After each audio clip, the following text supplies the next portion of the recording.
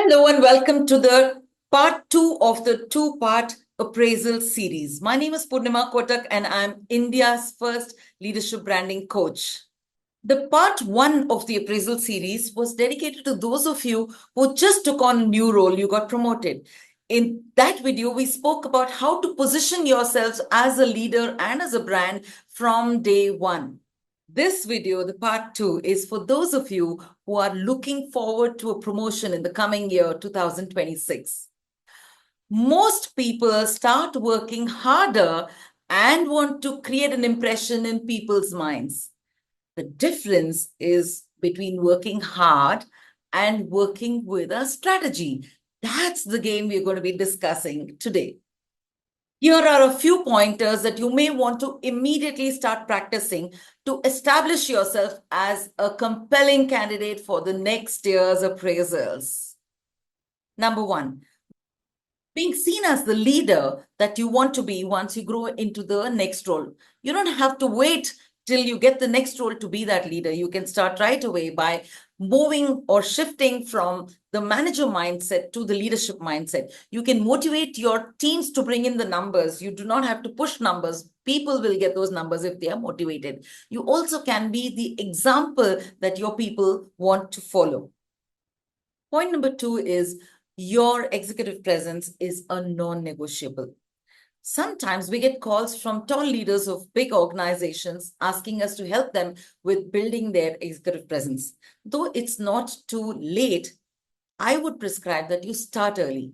Even if you're a manager or a senior manager, start looking at yourself as a contender for a tall position very shortly. Build your executive presence right away. All you need to do is look after your appearance on a daily basis, see the way your posture is, show your conviction, show clarity, and manage your tone of voice. Also, whenever you start a meeting, start with composed clarity and end with directional clarity. There you begin your executive presence. Third point, build your perception equity quietly and consistently because promotions are based on perceptions. So build your visibility very carefully in people's minds, create memories in people's minds. Volunteer for strategic visibility, take part in cross-functional activities, and volunteer for internal tasks. Also, volunteer for becoming a mentor. Start speaking the language of outcomes and not the language of activities. For example, when someone says, I handled a team of 12 people, this doesn't mean anything. How about this? I led a team of 12 people that improved the turnaround time by 27%. This sounds impressive, right? So this is the language I want you to start speaking, which means you need to reframe your achievements to a business language and not effort language. Point number 5, this is very, very critical for every leader who wants to grow. Align to the organization's vision, mission, values, and goals. This is very important. When you build your work strategies, build it on the strategies of the organization so that you're aligned there. In every meeting, refer back to the organization's strategy, vision, mission, and goals. That way, you also create an influence as a leader with people around you in the meetings.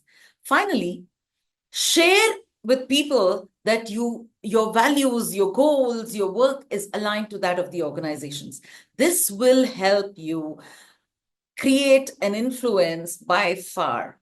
Like I said earlier, hard work alone never got anyone anywhere.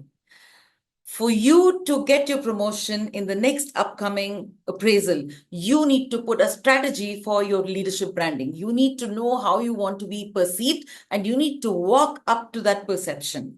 Follow these 5 points to position yourself as the top contender for your next year's promotion. This will also give you the confidence to straight away discuss your promotion in your next appraisal.